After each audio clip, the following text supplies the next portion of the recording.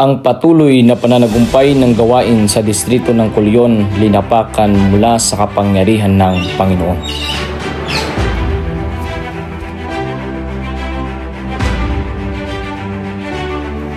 Sinimulan natin ang revival and reformation sa dalawang iglesia.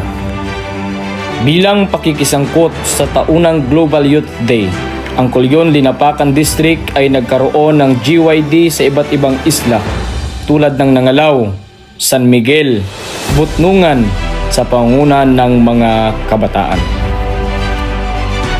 Bahagi ng aking gawain, tulungan ng mga kapatid na lumago ang kaalaman sa pagiging mabuting katiwala ng Panginoon.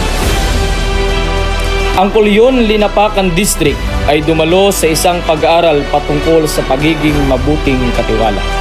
Nadalaw din natin ang ating ACP student. Nagkaroon din tayo ng Zone Fellowship sa lugar ng Di Carabao na may layunin na palakasin ang mga maliliit na iglesia.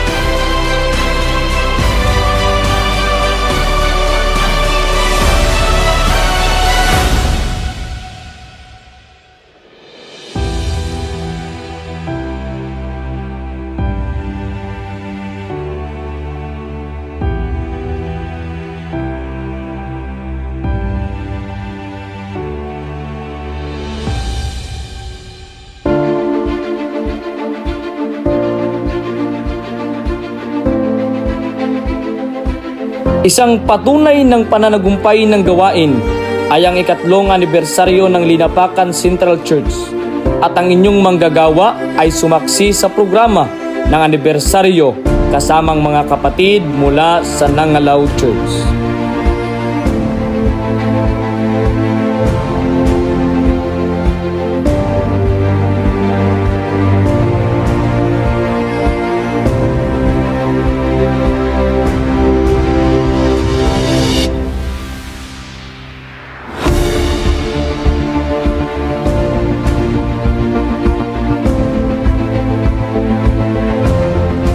Pagkatapos nito ay nagkaroon din ng pagdiriwang ng ikatlong anibersaryo ang Nangalaw Church na dinaluhan ng inyong manggagawa at ang Iglesia ng Linapacan Central.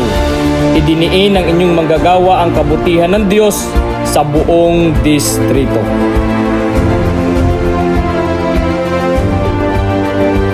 Anibersaryo ng Linapacan ay Nangalaw at Nangalaw ay isang patunay na minamahal ng mga kapatid ng iglesia dito o ang gawain sa lugar na ito ay patuloy na nananagumpay. Amen?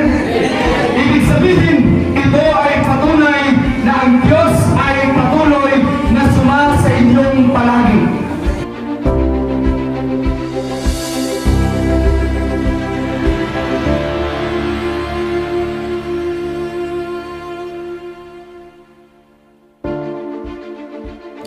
Ang limang iglesia mula sa distrito ay nakisangkot sa Harvest 2025 at ito ay nagbunga ng 20 na mga individual.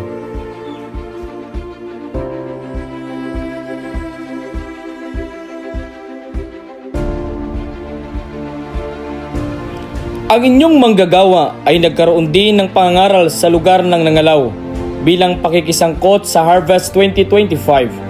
Ito ay umani ng 12 na mga individual para kay Kristo.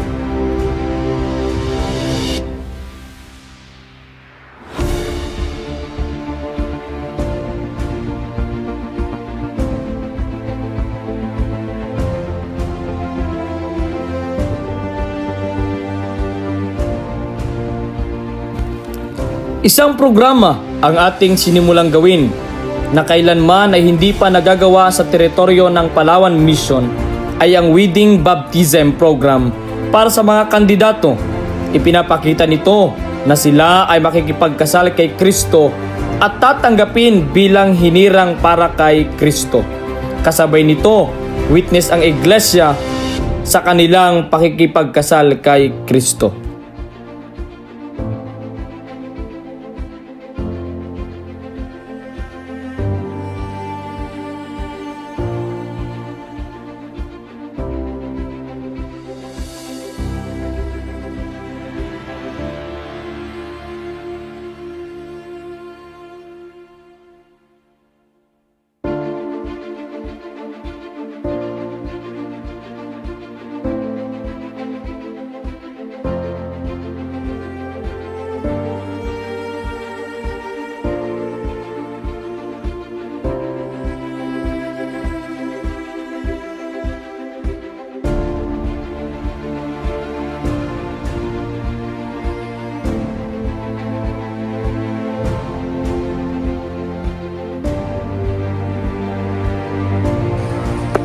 Ako po si Pastor John Peter Bansing.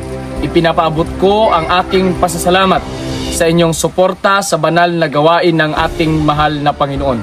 Isang matagumpay na taon para po sa ating sama-samang paglilingkod sa gawain ng ating mahal na Panginoon. Hihinto na po ba tayo? Hindi pa. Tayo po'y magpapatuloy upang maabot ang layunin ng ating Panginoon hanggang sa pagbabalik ni Jesus. Pagpalain kayong lubos, mga minamahal na mga kapatid, ngayon at magpakailanman, purihin ang Panginoon.